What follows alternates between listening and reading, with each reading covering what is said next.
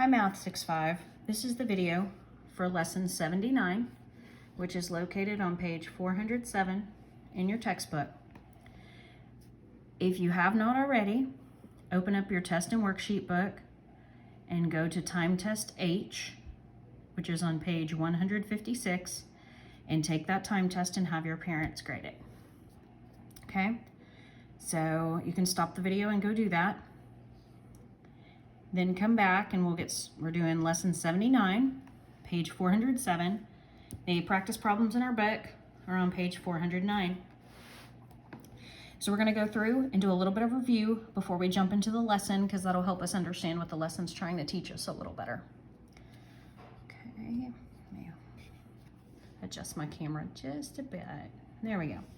Okay, so let's do a little bit of review.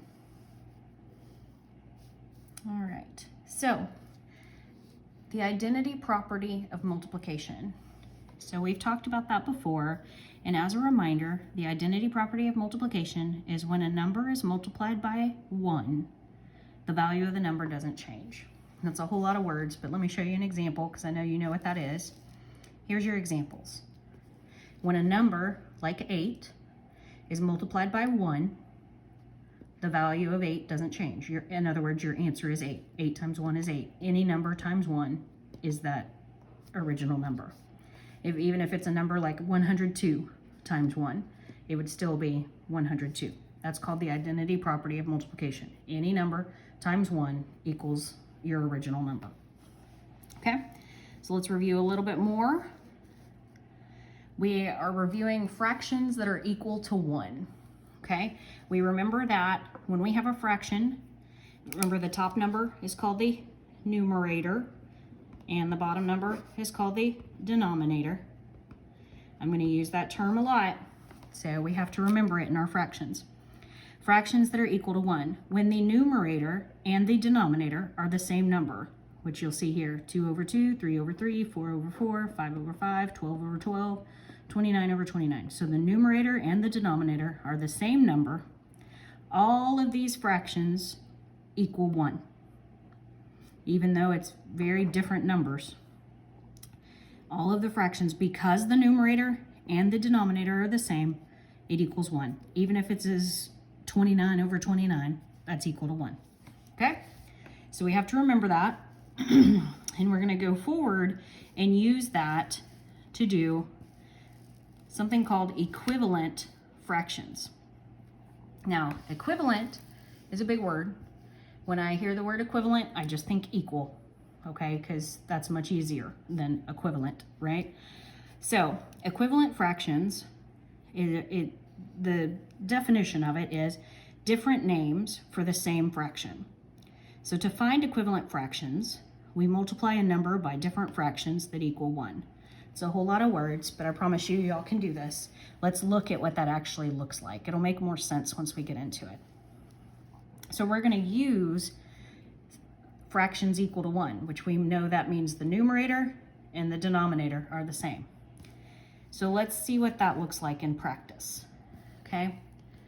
So in the example here, we're asked to find the fraction name for 1 that is used to make equivalent fractions. So used to make equal fractions. Let's break this down. It's a whole lot of, okay, it wants you to take your original fraction, 1/2, and find an equivalent fraction for it, which is 2/4, and it wants you to multiply it by some fraction that's equal to 1. That's why the green 1 is back there.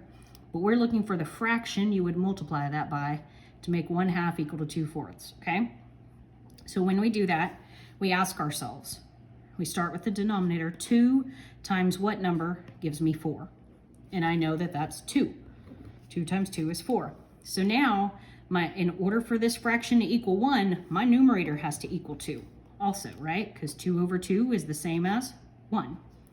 So 1 times 2 equals 2. 2 times 2 equals 4. So 1/2 and 2/4 are equivalent fractions, or equal fractions. Okay, so let's come down and look at another example. So 1/2 and 4/8. what fraction equal to 1 would we multiply that by? Also, the answer to the problem up here is 2 over 2. That's your answer. Let me come down to this one now. Okay, so what fraction would we multiply that by to get 4/8? So start at the denominator. 2 times what number gives me 8? And I know that answer is 4. And then if I did that to the denominator, I have to do that to the numerator to make this 1. So 1 times, my numerator has to be 4, because 4/4 is equal to 1. And 1 times 4 is 4/8. So 1/2 and 4/8 are equal fractions. We multiplied it by 4 over 4 to get there. And 4 over 4 is equal to 1. So to answer our question, find the fraction that was used to make the equivalent fractions. For this one, we used 2 over 2. For this one, we used 4 over 4. Okay? So now it's going to give you a different look at it. So we're still kind of doing the same thing, it's just going to look at it a different way. Find the numerator that completes each equivalent fraction. Okay, so in this place, we're given the original fraction and we're given the most of the equal fraction, but not all of it. So we have to find out in what we're given, what did they multiply it by to get from 3 to 15? And what they did to the bottom, they have to do to the top, because that way the fraction, they multiplied it times 1, right? So here, 3 times what number gives me 15? Well, I know that's times 5. So if that's my denominator, and I have to multiply it, this has to be a fraction equal to 1. My numerator has to be 5, because 5 over 5 is equal to 1. Okay, so since I did that to the bottom, I multiply it on the top also. So 3 times 5 gives me 15. 2 times 5 gives me 10. So the answer to this question would be 10, because it asked me to find the numerator.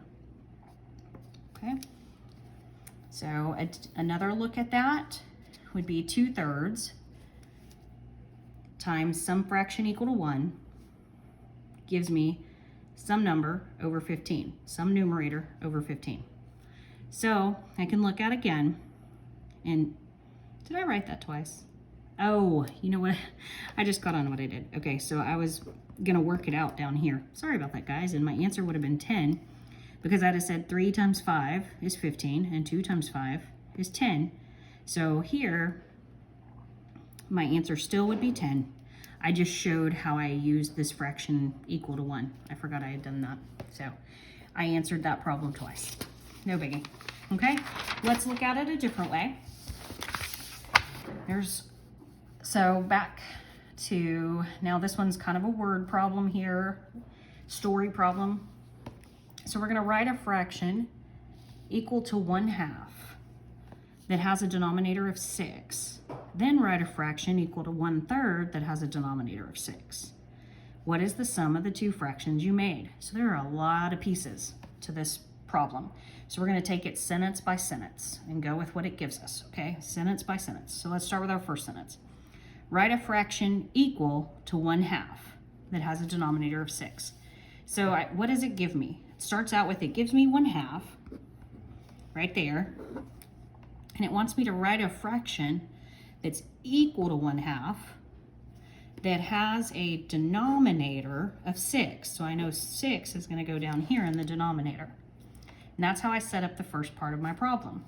Now I have to figure out what did we multiply by to get the denominator, and do the same to my numerator. So 2 multiplied by what number gives me 6, and I know that's times 3. So I know I have to do that here in the numerator, times 3. So 1 times 3 is 3/6. So there, I've done the first sentence of my problem, but I'm not done yet. Okay, that's part 1. So I'll circle that. Now, my second part is then write a fraction equal to 1/3 that has a denominator of 6. Okay, I'll give myself a little space. So now I'm doing a fraction equal to 1/3. So something equal to 1/3 that has a denominator of 6. So I'm gonna put my 6 here. So I know that I've got to find this in 6. So 3 times some number will give me 6. And I know that number is times 2. And if I do that to the bottom, I have to do that to the top because we know 2 over 2 is equal to 1. So 1 times 2 is 2. So there's my second fraction. Okay, I'm using that identity property. Any number times 1, or in this case, a fraction equal to 1, gives you that same number. Okay, so 1/3 equals 2/6. It's the same exact fraction. You could do that with your fraction pieces if you wanted to prove it, okay? Okay, so there's sentence 2. So I did that. Now my third sentence asks me, what is the sum of the 2 fractions you made?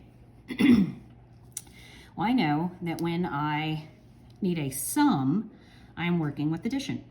So I'm going to take, and it says of the 2 fractions you made. So let's take the first fraction, which is 3/6 up here, and I'm going to add my second fraction, which is 2/6, and see what my sum is. Remember, when I'm dealing with adding and subtracting fractions, I have to have the same denominator, which I do. So I'm just going to copy that straight over. Okay?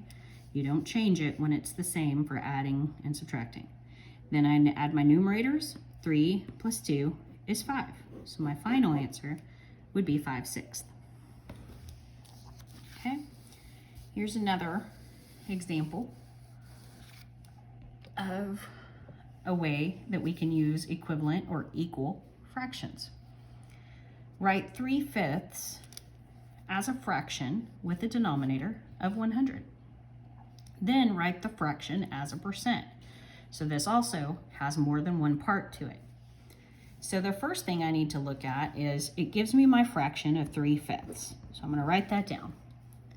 Now, what is it asking me to do? It wants me to write 3/5 as a fraction with a denominator of 100. So what that's saying is, what is an equal fraction to 3/5 that has a denominator of 100? So we've seen this before, right? We just have to find what that numerator looks like. So we know 5 times some number gives us 100, and that number is times 20. So if we do that to the denominator, we have to come up here and do it to the numerator. And 3 times 20 gives us 60.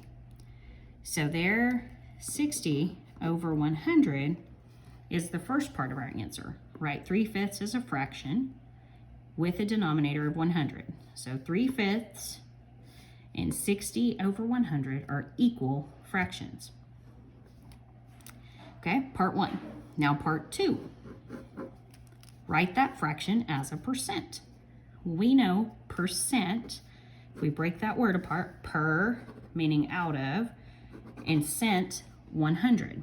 So we have, if we read this, we know that's 60 hundredths. Another way to say it, 60 out of 100, which since percent has to be out of 100, this would be 60%. Okay? So multiple pieces to that one answer.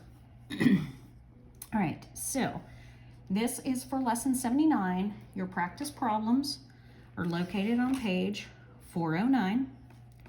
And if you watched this video the whole way through, I've done a couple with you. I just have to figure, okay. I've done letter F here. 2/3 equals what over 15 is what your original problem will look like. I did letter F with you. And then, let's see what we got up here. This one, I helped you out with letter H because it was a little complicated, I thought, since it had so many parts. Not that you guys couldn't have done it on your own. I just wanted to help you out. And this one helped you out with letter I. Okay, so you'll do your practice problems on page 409, and there'll be another video coming for lesson 80.